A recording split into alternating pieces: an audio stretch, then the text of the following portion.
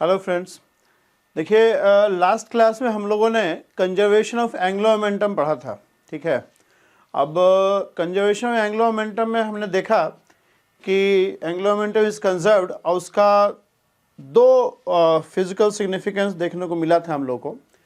एक तो था कि चूंकि एंगुलर मोमेंटम वेक्टर क्वांटिटी है तो एंगुलर मोमेंटम कंजर्व होने का मतलब है कि उसका डायरेक्शन भी टाइम के अकॉर्डिंग नहीं चेंज होगा और उसका मैग्नीट्यूड भी चेंज नहीं होगा।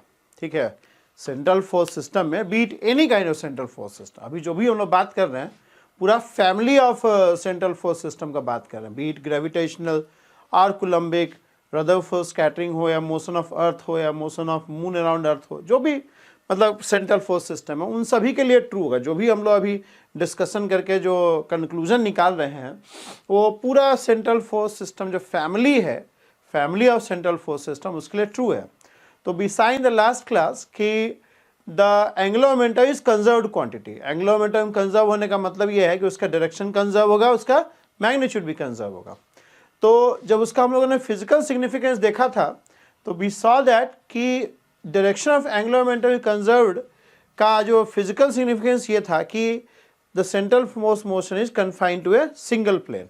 Central force motion be it any kind of central force system वो बिल्कुल प्लेनर सिस्टम होगा, मतलब वो 3D नहीं होगा। It won't be a 3 dimensional system, 3 dimensional system ना होके वो बिल्कुल ही प्लेनर सिस्टम होगा। ठीक है, अब जब मैं ये बोल रहा हूँ तो मेरे दिमाग में एक क्वेश्चन आ रहा है। क्वेश्चन ये आ रहा है कि मैंने आपको बोला था लास्ट क्लास में कि सेंट्रल फोर्स सिस्टम प्लेनर होता है, सेंट्रल फोर्स सिस्टम प्लेनर होता है। तो why H atom is not planar, क्यों H atom प्लेनर नहीं होता है? Why H atom is not planar? इस पे थोड़ा सोचिएगा, मतलब क्योंकि H atom में भी प्रोटॉन है और इलेक्ट्रॉन है। ठीक है, तो इनके बीच में कूलम्बिक फोर्स है। ठीक है, ये क्वेश्चन हमको लास्ट क्लास में ही पूछना चाहिए था आपसे, इस क्लास में हमको जवाब देना चाहिए था, लेकिन चलो कोई नहीं, भूल गए थे उस टाइम। अब ये क्वेश्चन आप ले लीजिए, just try to find out the answer कि ये कूलम्बिक फोर्स होते हुए भी why this H atom is not a planar से। H एटम 3D सिस्टम होता है, 3 डायमेंशनल सिस्टम होता है, तो इसका आंसर आप तलाशना। ठीक है, खैर नेक्स्ट क्लास में कभी आप बताएंगे आपको। ठीक है, तब तक आप सर्च मारिए इसको। तो लास्ट क्लास में हमने देखा कि direction of angular momentum is conserved is leading to the central force motion, central force system being planar. Physically ये इंप्लाई कर रहा था कि कोई भी सेंट्रल फोर्स मोशन जो होगा, the system where the particle is undergoing central force motion would be a planar system. और तो direction of angular momentum is conserved is killing one dimension, you can say. मतलब एक particle अगर free होता तो तीनों डायमेंशन मूव कर सकता था, एक्स भी बदलता, वाई बदलता, जेड भी बदलता। लेकिन conservation of angular momentum, direction of angular momentum is remaining constant, is leading to freezing one of the dimension। वो एक डायमेंशन उसका फ्रीज हो गया, मतलब उसका जेड नहीं बदल रहा है, सिर्फ एक्स वाई बदलेगा, वो प्लेन में ही कन्फाइन हो जाएगा, प्लेन से बाहर नहीं जा सकता है। So the direction of angular momentum is conserved is killing one dimension of the system, making it A 2 dimension, making it A planar system. 3D नहीं हो सकता, प्लेनर होगा। अच्छा, उस प्लेन में भी nature is not happy with the freedom of particle undergoing central force motion. उस plane में भी नेचर जो है पार्टिकल को रिस्ट्रिक्ट कर रहा है। कैसे रिस्ट्रिक्ट कर रहा है? It is restricting in a way that the particle is going to take only those orbit. Particle सिर्फ वही पाथ में ट्रेवल कर सकता है उस प्लेन के अंदर जिसमें एरियल वेलोसिटी कांस्टेंट हो, जिसमें एरियल वेलोसिटी कांस्टेंट हो। ठीक है, तो प्लेनर भी है, अब प्लेन में भी आप आर्बिट्रली मूव नहीं कर सकते हैं। प्लेन में भी आपको ऐसे ऑर्बिट में जाना है, ऐसा पाथ लेना है, ऐसा ट्रेजेक्ट्री लेना है जिसमें एरियल वेलोसिटी कांस्टेंट हो। अच्छा, इन लिमिटेशन के साथ भी बड़े सारे पाथ अवेलेबल हो सकते हैं। मतलब अगर हम कहें कि तुमको एक प्लेन में कन्फाइन होना है और उस प्लेन में ऐसे मूव करना है कि आपका एरियल वेलोसिटी कांस्टेंट हो, इस रिस्ट्रिक्शन के साथ भी एक पार्टिकल के एक से अधिक पाथ हो सकते हैं। But nature is not happy with this freedom also. Nature उस पर एक और रिस्ट्रिक्शन पुट करेगा, and that restriction will come in the form of conservation of energy.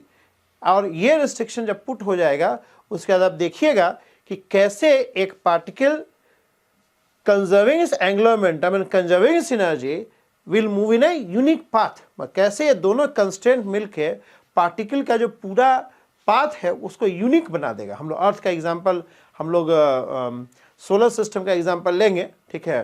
Particle undergoing inverse square law of forces, कैसे conservation of energy और conservation angular momentum particle को, it forces the particle to take a unique path. कैसे एक unique path में travel करने के लिए nature force कर देता है by conserving angular momentum, conserving energy.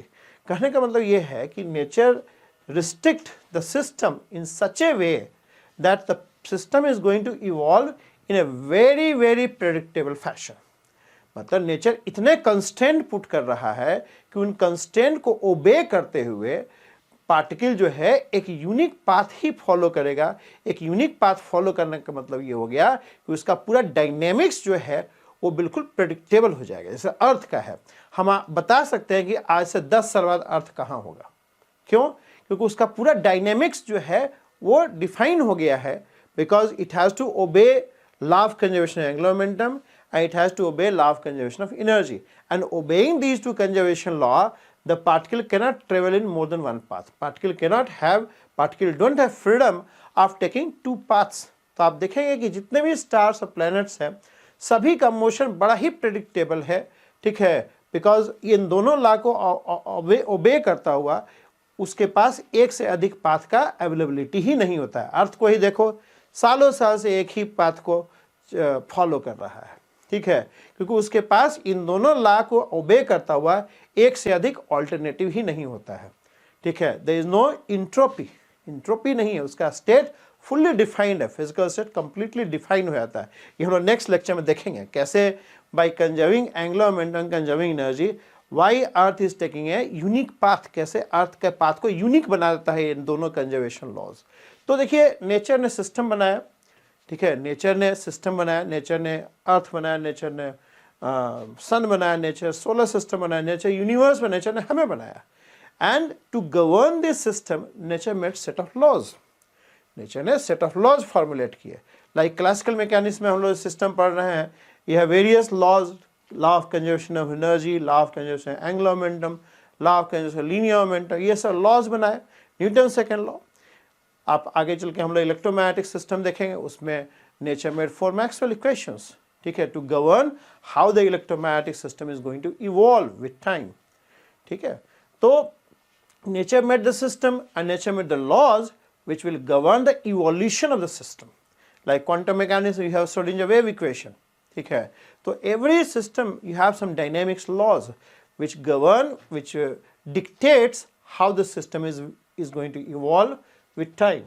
ये धीरे धीरे ये सब चीज़ आप फिलॉसफी समझेंगे, ठीक है। अभी तो जर्नी हम लोग का शुरू हुआ है, तो एकदम से आज ही नहीं समझ पाओगे, है ना। ये तो बड़ा तपस्या है, धीरे धीरे आप डिवोशन आएगा, थोड़ा सा कमिटमेंट आएगा, तो आप क्या नेचर का प्लान है, हाउ नेचर गवर्न्स इस सिस्टम्स, कैसे नेचर अपने सिस्टम्स को गवर्न करता है, ये सब का आपको ज्ञान मिलेगा। तो लेट्स मूव टुगेदर, है ना, धीरे धीरे आगे बढ़ेंगे हम लोग। अच्छा, तो आज हम लोग देखने जा रहे हैं how energy is getting conserved in a central force system, ठीक है। तो यहाँ पे व्हेन आई से energy, I mean energy of the, or you can say I mean mechanical energy, mechanical energy of the single body system, mechanical energy। तो ध्यान दीजिए, energy, when I say energy I mean mechanical energy,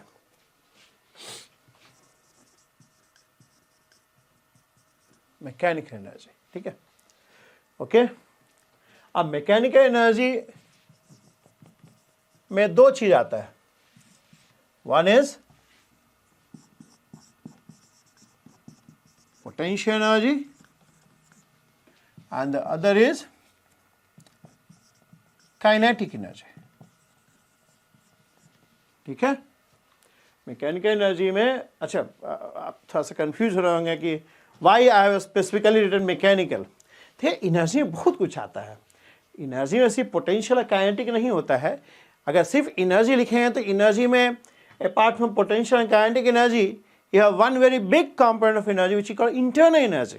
ठीक है, which is called internal energy. जैसे ये pen है, macroscopic level पे हम लोग मैकेनिक्स क्या है, mechanics is study of the system eight macro level. Macro level पे सिस्टम का स्टडी है। तो जब आप किसी सिस्टम को मैक्रो लेवल पर स्टडी करते हैं तो एनर्जी ब्रॉडली पोटेंशियल और काइनेटिक एनर्जी होता है। लेकिन अगर हम एनर्जी की बात करें, सी टोटल एनर्जी की बात करें, तो apart from potential energy and kinetic energy you have some internal energy also. Internal energy में तो बहुत कुछ आ जाएगा इसके अंदर।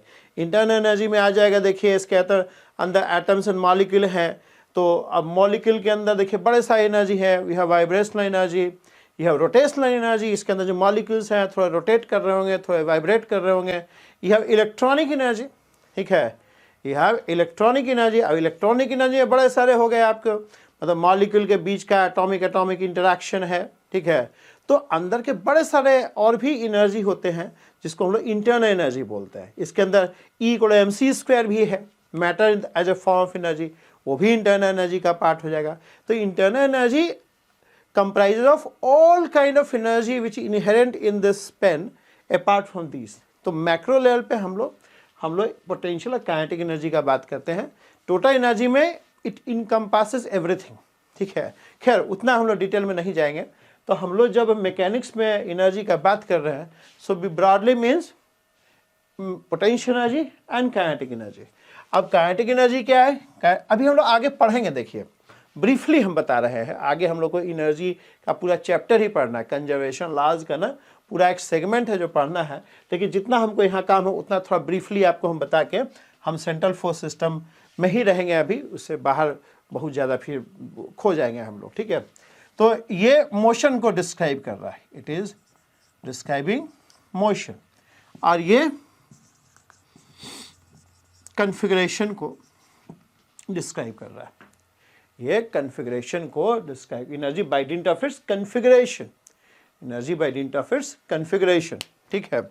तो before we go, kinetic energy का तो आइडिया है आपको, ठीक है, काइनेटिक एनर्जी का आइडिया है। पोटेंशियल एनर्जी का थोड़ा डिफाइन कर देते हैं हम लोग सेंट्रल फोर्स सिस्टम में। Let's define what is potential energy. उसको हम लोग सेंट्रल फोर्स पोटेंशियल एनर्जी बोलते हैं हम लोग, we call it central force potential energy, or simply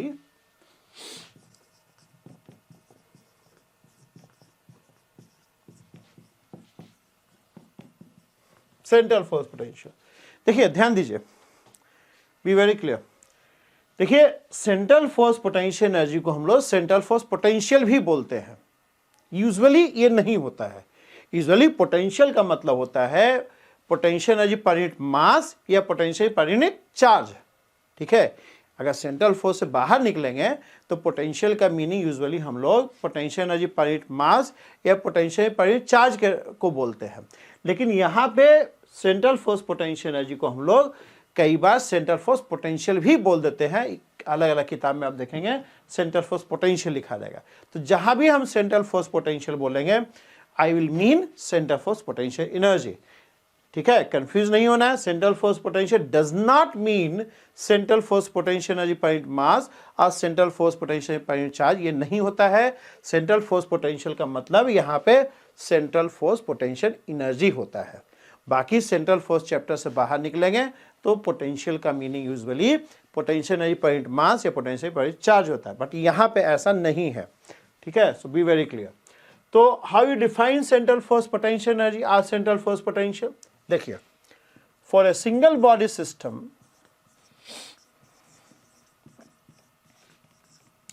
for a single body system, central force potential is defined as or is equal to is numerically equal to the work done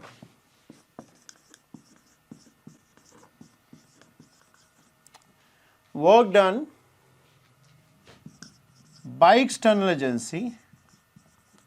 देखिए ये usually लिखा नहीं जाता है, but कई जगह work done ही लिख देगा, but work done is work done by external agency in bringing the single body, a single body will be denoted by the mass of single body will be denoted by mass m if it is originally a single body, and it will be denoted by mu reduced mass if it is two body system reduced to a single body system। ठीक है, कई तो inherently single body system होते हैं और कई जगह हम लोग देख रहे हैं कि टू बॉडी सिस्टम को सिंगल बॉडी सिस्टम में कन्वर्ट कर देते हैं। रीजन आपको पता है, हम डिस्कस कर चुके हैं equivalent one body diagram problem में। ठीक है, work done bringing single body from the reference position, from reference position to its existing position। Suppose का बॉडी किसी पॉइंट पे होगा तो एग्जिस्टिंग पोजीशन उसको बोल रहे हैं, such that the body is never accelerated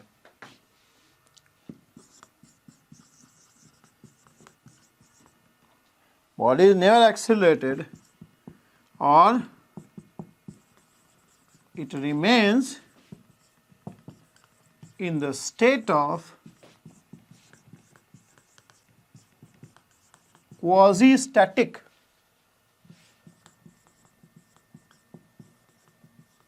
equilibrium। देखिए डेफिनेशन, ये कंप्लीट डेफिनेशन है, कुछ भी मिसिंग नहीं है इसमें। क्या बोल रहे हैं? Central force potential energy or central force potential is numerically equal to work done। ये numerically equal इसलिए लिखा है क्योंकि central potential energy और वर्क दोनों अलग अलग चीज होता है। ठीक है, हम लोग पोटेंशियल एनर्जी को वर्क के थ्रू डिफाइन कर रहे हैं। हम लोग ये नहीं लिखे, हमने देखो ये वर्ड नहीं लिखा है centre for potential is defined as work done, नहीं। उस केस में एक मैसेज जाएगा कि work done and potential energy is same thing, ऐसा नहीं है। वर्क डन यूज करके हम लोग उसको न्यूमेरिकल इक्वालिटी दिखा रहे हैं। सेंट्रल फोर्स पोटेंशियल जो होगा, अगर मान लो कोई पार्टिकल पॉइंट पी पे है, ठीक है, उसको पॉइंट पी उसका एग्जिस्टिंग पोजीशन है, तो उस पोजीशन पे जो सेंट्रल फोर्स पोटेंशियल होगा that will be numerically equal to, जो सेंट्रल फोर्स पोटेंशियल का मैग्नीट्यूड है वो न्यूमेरिकली इक्वल होगा, किसके इक्वल होगा? Work done in bringing single body. Work done भी लिखेंगे तब भी ये अंडरस्टूड रहता है, बट हम एक्सप्लिसिटली लिख दिए हैं work done in bringing the single body from its reference position. ये समझेंगे थोड़ा हम लोग। From its reference position to its existing position, right, such that body is never accelerated और it remains in the state of quasi static equilibrium. देखिए क्या meaning है। पहले तो रेफरेंस पोजीशन देखिए क्या होता है। रेफरेंस पोजीशन देखिए क्या होता है। ठीक है, देखिए पोटेंशियल एनर्जी जो है वो कॉन्फ़िगरेशन को डिस्क्राइब करता है, कॉन्फ़िगरेशन को डिस्क्राइब करता है। क्या इस पर डिटेल डिस्कशन हम लोग थोड़ा सा पोस्टपोन करते हैं। आपको सिंपली अभी हम निकल जाते हैं यहाँ से, क्योंकि उसमें फंसेंगे तो घंटों लग जाएगा। ठीक है, मतलब अगर हम कॉन्फ़िगरेशन में बात करना चालू करेंगे और पोटेंशियल एनर्जी में बात करना चालू करेंगे तो काफ़ी टाइम निकल जाएगा हम लोग, and will be going away from our topic. ठीक है, तो अभी हम लोग let's cut short, let's control ourselves. ठीक है, और हम लोग सिर्फ रेफरेंस पोजीशन में आपको बताता हूँ क्या होता है। देखिए रेफरेंस पोजीशन, बाकी इसका पूरा स्टोरी आगे आएगा जब लोग पोटेंशियल एनर्जी पढ़ेंगे तो। ठीक है, the complete story will come out. ठीक है, कि क्यों ये रेफरेंस पोजीशन लेते हैं और क्या होता है। ठीक है, वो सब चीज़ हम लोग we'll discuss later on in when we discuss potential in great detail, right? Okay, so let me just tell you reference position क्या होता है। देखिए रेफरेंस पोजीशन वो पोजीशन है, जैसे मान लो अर्थ है, ठीक है, ये सन है, अर्थ मान लो आर डिस्टेंस पे है, क्या सेंट्रल फोर्स होगा जी यहां बताइए, एफ इक्वल्स टू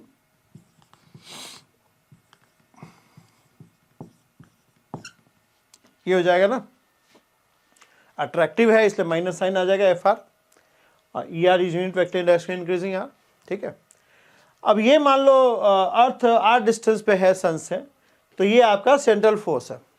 अब अर्थ का रेफरेंस पोजीशन क्या होगा, देखिए रेफरेंस पोजीशन वो पोजीशन होता है जहां पे ये सेंट्रल फोर्स जीरो हो जाता है, या central force become negligibly small, central force become negligibly small. तो आप देख सकते हैं कि ये फोर्स नेग्लिजिबली स्मॉल कब हो जाएगा, जब अर्थ इनफाइनाइट डिस्टेंस पे होगा। तो इन्फिनिटी जो है सन एंड अर्थ सिस्टम के लिए वो अर्थ का रेफरेंस पोजीशन हो जाएगा, अर्थ का रेफरेंस पोजीशन इन्फिनिटी होगा, क्योंकि इन्फिनिटी पे अर्थ जो है सन से इंटरेक्ट नहीं कर रहा होगा।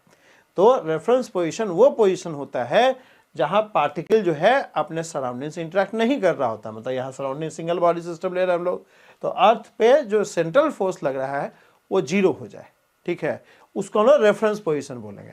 एक और एग्जांपल लेते हैं, एक हमने जब सेंट्रल फोर्स डिफाइन किया था तो ये एग्जांपल लिया था, ठीक है, तो और बढ़िया फिगर बन जाएगा, लिव इट, सर्कुलर मान लो। तो यहां पे हमने डिफाइन किया था F equals to minus of where R naught is the natural length, where R naught is the natural length. तो यहां पर रेफरेंस पोजीशन क्या हो जाएगा, R naught, R equal to R naught is the reference position, R equal to R naught is the reference position. Spring force लेते हैं one dimension में, तो हम लोग यहां से x मेजर करते हैं, अब फोर्स डिफाइन करते हैं माइनस ऑफ के एक्स, यहाँ रेफरेंस पोजीशन क्या हो जाएगा, यहाँ पे x का एक्सटेंशन होता है, तो x is the x equal to 0 is the reference position, यहाँ x equal to 0 reference position हो जाएगा। तो रेफरेंस पोजीशन वो पोजीशन है, ध्यान रखिए, जहां पे सेंट्रल फोर्स 0 हो जाए, उस रेफरेंस पोजीशन से एग्जिस्टिंग पोजीशन तक लाने में जो वर्क डन करना पड़ेगा वो सेंट्रल फोर्स पोटेंशियल हो जाएगा। वर्क डन क्या डिफाइन किया हमने, work done in bringing the particle, if you have single body system then the potential energy of that single body system is defined as central force potential, मान लो V से denote किया, it is defined as work done by external agency FEXT, ठीक है, work done by external agency in bringing the particle dr, in bringing the particle from reference position to its existing position, work done in bringing the particle from reference position to the existing position, right, such that the particle is not accelerated, ऐसे लेके आना है कि particle accelerate नहीं करे। जैसे मान लो solar system का ही निकालते हैं, सपोज करो सन एंड अर्थ सिस्टम है, ठीक है, सन एंड अर्थ सिस्टम है, तो रेफरेंस पोजीशन ये सन है, ये अर्थ है, तो रेफरेंस पोजीशन इन्फिनिटी पे होगा। अब व्हाइट बोर्ड मेरा इन्फिनिटी तो यही जाएगा, आगे तो जा नहीं सकते हम, तो चलो उसी को इन्फिनिटी मान लेते हैं। तो क्या बोल रहा है, work done in bringing the earth from infinity to existing point, मान लो ये एग्जिस्टिंग पॉइंट है जहां पे अर्थ एक्चुअली अभी है, तो इस पोजीशन पे अर्थ सन अर्थ सिस्टम का जो सेंट्रल फोर्स पोटेंशियल एनर्जी होगा, सन तो रेस्ट पे मान के चलते हैं हम लोग, सन अर्थ सिस्टम में रीजन हम लोग देखे थे, तो यहाँ सेंट्रल फोर्स पोटेंशियल जो पोटेंशियल एनर्जी जो अर्थ का होगा that is equal to work done by external agency in bringing the earth from infinity to existing position, work done in bringing the earth from infinity, infinity इसका reference position हो जाएगा, reference position से existing position तक लाने में जो work done करना पड़ा that is equal to central force potential energy। and remember एक condition है, ये जो equality है numerical equality जो है वो conditional है, आपको वो particle को इस तरीके से लाना है कि लाने के process में वो accelerate ना करे। अगर वो एक्सेलरेट कर गया फिर वर्क डन पोटेंशियल एनर्जी के बराबर नहीं होगा, ठीक है, अगर मान लो एक्सेलरेट कर देंगे तो वर्क डन जो होगा potential energy plus some kinetic energy जो प्रोड्यूस हुआ वो हो जाएगा, ठीक है। तो आप चाहते हैं कि वर्क डन जो है, work done by external agency potential energy के बराबर हो, तो उस केस में when you are bringing the body from reference position to existing position, you should not accelerate this earth. ठीक है, आप उस पार्टिकल को एक्सेलरेट नहीं करना है आपको। रेफरेंस पोजीशन से एग्जिस्टिंग पोजीशन पे जब पार्टिकल को लेके आ रहे हैं आप, मान लो इन जनरल हम लोग बात करें, ये सेंटर ऑफ फोर्स है और यहाँ पार्टिकल है, मान लो म्यू ले लेते हैं हम लोग। Mu will be m if it is single body system and mu will be reduced mass if it is two body system reduced to a single body system। तो ये मान लो एग्जिस्टिंग पोजीशन है और ये मान लो रेफरेंस पोजीशन है। तो we are defining central force potential energy as work done bringing this particle from reference position to existing position such that this particle is never accelerated। यहाँ पे एक रियलिस्टिक एग्जांपल ले लिया है, तो यहाँ पे central force potential energy will be equal to work done bringing the earth from infinity, infinity reference position है, इन्फिनिटी टू इस existing position such that earth is never accelerated. ठीक है, in general we are defining central force potential energy as work done in bringing the particle from reference position to existing position such that the particle is never accelerated। ठीक है, तो particle accelerate ना हो उसके लिए external agency को कितना force लगाना पड़ेगा?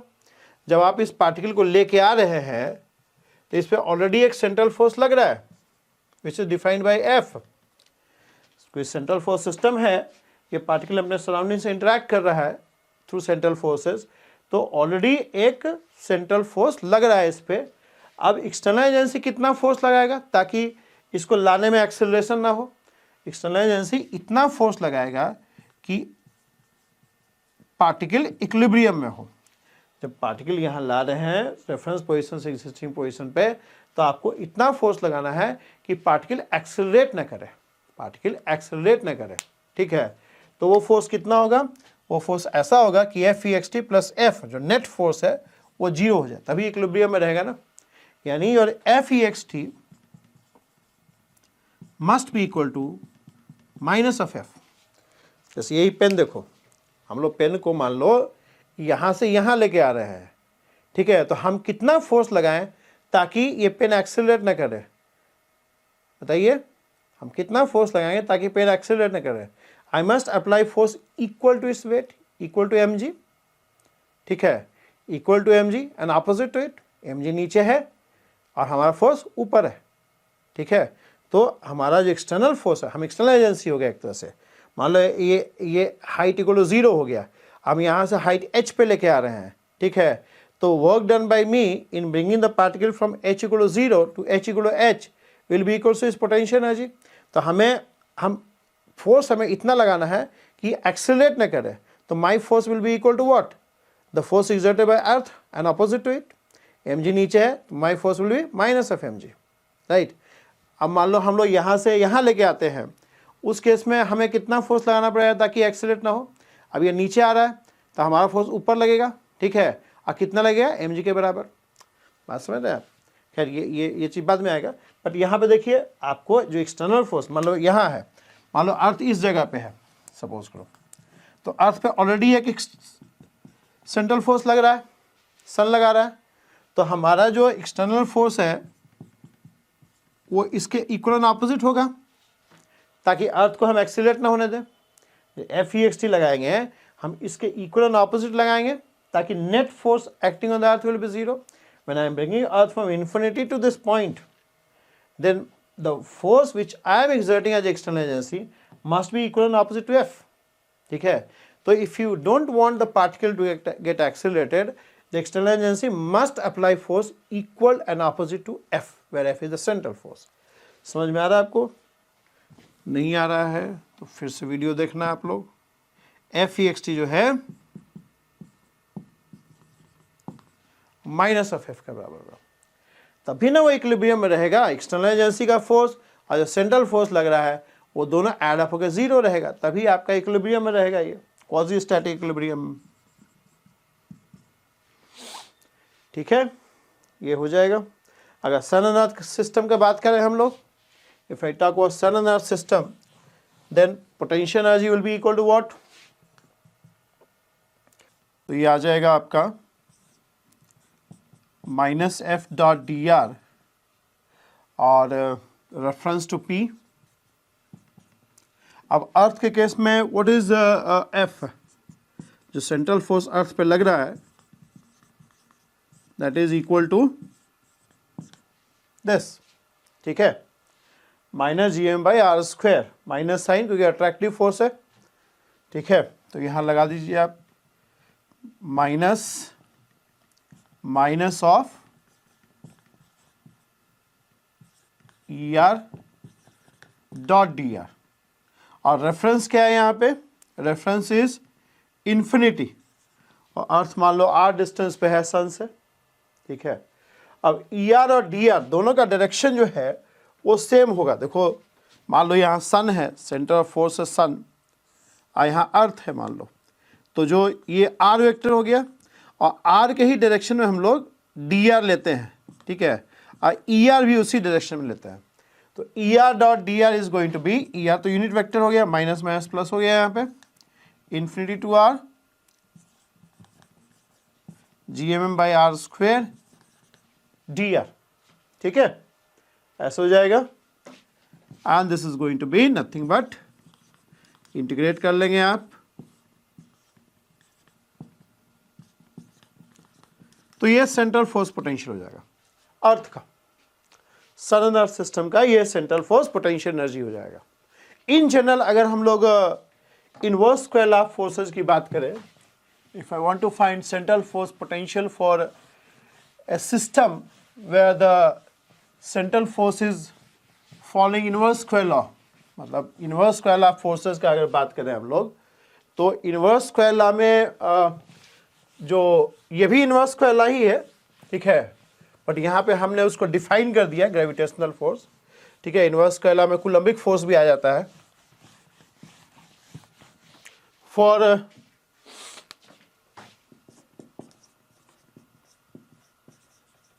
Inverse square law of forces, मतलब इनवर्स स्क्वायर लॉ में जो F होगा, F is going to be K/r² ER, ठीक है, ये फोर्स का एक्सप्रेशन आ जाएगा,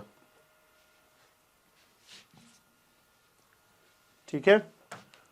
मार्कर थोड़ा चेंज कर लेते हैं।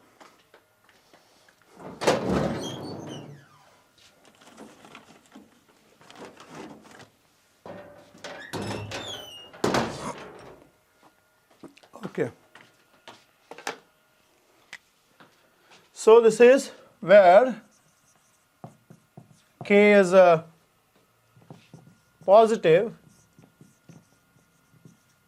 if force is attractive, like in case of Goldfeil Rutherford scattering experiment, you had a alpha particle, a stream of alpha particle was made to hit the Goldfeil nucleus. So there K was what? JD, where Z is the atomic number of gold and 2 is the charge on the alpha particle, right? Example, this is in case of Rutherford scattering, ठीक है, and K is negative if force is, sorry क्या लिख दिया, edit कर लेना यार, K is positive if force is repulsive, right? And K is negative when the force is attractive, ठीक है। For example, gravitational system where K is, ठीक है, इसको एडिट कर लेना है, ठीक है। Okay, so in this case central force potential would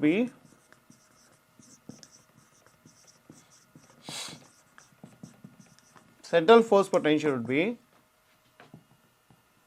minus of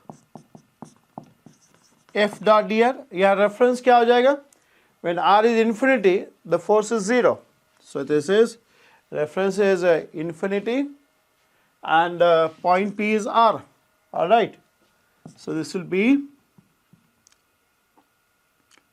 minus of K/r² is it not? So this is infinity, this is R, and this becomes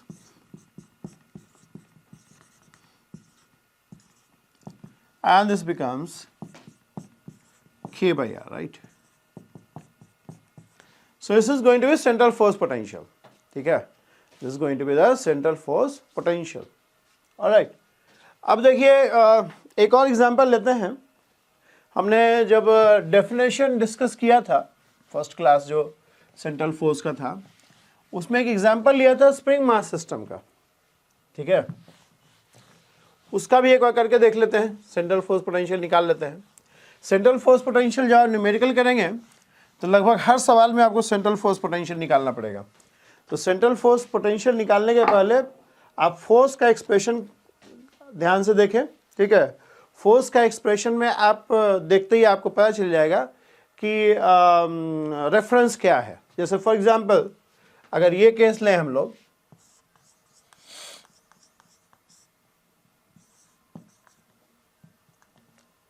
ये मान लो सर्कल में मूव कर रहा है सपोज करो.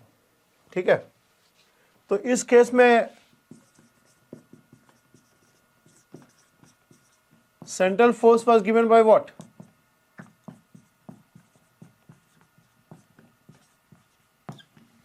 दिस. अब इसको आप देखिए, आर नॉट क्या था? Natural length of the spring था. R naught was the natural length of the spring and R is the position of this mass और distance of this mass from the center of force. अब देखिए इस case में reference point क्या होगा? अगर मान लो हम लोग सेंट्रल फोर्स पोटेंशियल निकालते हैं,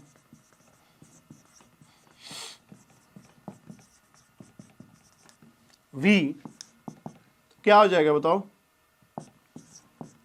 minus F dot D R. What is the reference? कहां पे फोर्स जीरो हो रहा है? R equal to R naught पे टू द पोजिशन P. मान लो बॉडी R डिस्टेंस पे है. So this will be what? This will B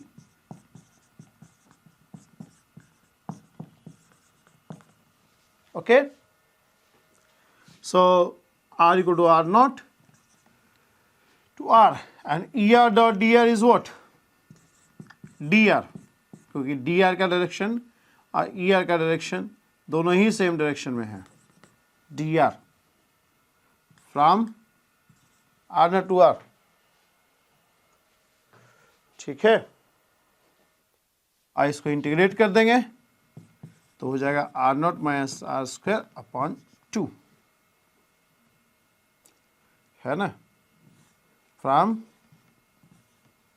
R naught to R. So it is half K this. So potential in this case, central force potential in this case is going to be 1 by 2 K this. Okay, so you understand how to find the central force potential. समझ में आ रहा है कैसे central force potential निकालेंगे हम लोग? पहले reference point देख लेंगे. सेंट्रल फोर्स से सेंट्रल फोर्स का जो मैथमेटिकल एक्सप्रेशन है उससे हम लोग को रेफरेंस पॉइंट मिल जाएगा, वो यहाँ डाल देंगे. ठीक है, फार्मूला ये है. आपको ये भी समझ में आ रहा है कि minus F, F E X T minus F क्यों लिया था? बिकॉज किसी भी बॉडी को रेफरेंस पॉइंट से पॉइंट पी तक लाएंगे आप, तो उस बॉडी पे ऑलरेडी एक फोर्स लग रहा है, सेंट्रल फोर्स. अब हमको जो एक्सप्रेशन दिया हुआ है वो ये, सॉरी जो डेफिनेशन है वो ये कह रहा है कि you have to bring the body from reference point to point P in such a way that the particle must remain in equilibrium. Particle जो है वो एक्सेलरेट ना हो. एक्सेलरेट नहीं होने के लिए जो नेट फोर्स पार्टिकल पे होना चाहिए वो जीरो होना चाहिए. तो your F E X T जो एक्सटर्नल फोर्स, एक्सटर्नल एजेंसी जो फोर्स लगाएगा वो इतना फोर्स लगाएगा कि central force plus force exerted by external agency should add up to 0, and in that case Fext will be minus of F. ये समझ में आ रहा है आपको? ठीक है. जैसे मान लो इसी बॉडी का ये पेन है, इसका हम लोग को मान लो कि सपोज ये हाइट h हो गया. इस हाइट पे हमें इसका सेंट्रल फोर्स पोटेंशियल निकालना है, मतलब हम लोग को पोटेंशियल एनर्जी निकालना है. उसमें वही काम करते हैं हम लोग पहले एक रेफरेंस जैसे mgh यूज करते हो ना, mgh is the potential energy. तो हालांकि वो मतलब एक्यूरेटली तो ये G minus G M by R type का होता है, ठीक है, लेकिन हम लोग क्या करते हैं उसमें एम जी एच किस अजम्पशन पर ट्रू है वो समझिए। हम लोग पहले एक रेफरेंस हाइट लेते हैं h इक्वल टू 0। अब हम लोग मान लेते हैं कि h इक्वल टू 0 पे पोटेंशियल 0 है, ऐसा हम लोग अज्यूम कर लेते हैं, और वहाँ से हाइट h तक लाने में जो एक्सटर्नल एजेंसी वर्क करता है उसको हम लोग पोटेंशियल एनर्जी मानते हैं। हम लोग यहाँ पे एक अजम्पशन है कि h इक्वल टू 0 जो हम लोग मान रहे हैं वहाँ पे पोटेंशियल 0 है, और वहाँ से हाइट h तक लाने में जो वर्क डन करना पड़ रहा है वो पोटेंशियल एनर्जी हम लोग मानते हैं, वो एज पर डेफिनेशन, ठीक है। तो अगर हम लोग मान लेते हैं कि ये मेरा जो है पाम है, हैंड है, और सॉरी जो ये हाथ है, उसका वो h इक्वल टू 0 है, मान लो, सपोज करो ये रेफरेंस है और यहाँ पे हमारा पोटेंशियल 0 है। अब यहाँ से हाइट h तक लाने में जो हम वर्क कर रहे हैं वो इसका पोटेंशियल एनर्जी होगा, such that when I bring the body from here to this height I should not accelerate this body. तो एक्सेलरेट नहीं करने के लिए हमें कितना फोर्स लगाना पड़ेगा? एक तो फोर्स उसका mg लग रहा है नीचे की तरफ, तो हम क्या करेंगे, हम लोग एक फोर्स लगाएंगे mg in upward direction such that this body does not accelerate. So force exerted by external agency will be mg in upward direction, opposite to the central force, opposite to the mg which earth is applying. तो हम Fext इधर लगाए upward direction में और displacement उसी direction में है, तो उस केस में work done by me would be mg into h, ठीक है, and that's why we take potential energy as mgh। तो पोटेंशियल एनर्जी mgh जो है वो इसी अजम्पशन में बेस्ड है कि जो आपने h इक्वल टू 0 लिया है वो एक रेफरेंस पॉइंट है और वहाँ पे पोटेंशियल एनर्जी हम लोग 0 मानते हैं, ठीक है। ये अजम्पशन लेके चलते हैं हम लोग। तो ये अजम्पशन तब तक वैलिड है जब तक आप पोटेंशियल एनर्जी का एब्सोल्यूट वैल्यू में इंटरेस्टेड नहीं है, ठीक है। वहाँ पे ये हम लोग वही यूज कर पाएंगे जहाँ पे हम लोग चेंज इन पोटेंशियल एनर्जी में इंटरेस्टेड हैं, ठीक है। जहाँ पे हम लोग चेंज इन पोटेंशियल एनर्जी में इंटरेस्टेड हैं उस केस में ये अजम्पशन वैलिड है और mgh फार्मूला आपका काम करता है। बट जहाँ हम लोग एब्सोल्यूट वैल्यू जो हम लोग जैसे माइनस GMM/R निकाले हम लोग लास्ट क्वेश्चन में, जहाँ हम लोग एब्सोल्यूट वैल्यू में इंटरेस्टेड हो जाएंगे उस केस में ये mgh वाला एक्सप्रेशन आपका वैल्यू नहीं रह जाएगा। ओके, ठीक है, ऐसे हम लोग कर लेंगे। अच्छा, इसमें एक इशू है, एक मतलब क्वेरी है। क्वेश्चन ये है कि जैसे मान लो कि ये बॉडी यहाँ पे ये रेफरेंस पोजीशन है और इसका एक्चुअल पोजीशन यहाँ है, ठीक है, ये रेफरेंस पोजीशन है और इसका एक्चुअल पोजीशन यहाँ है।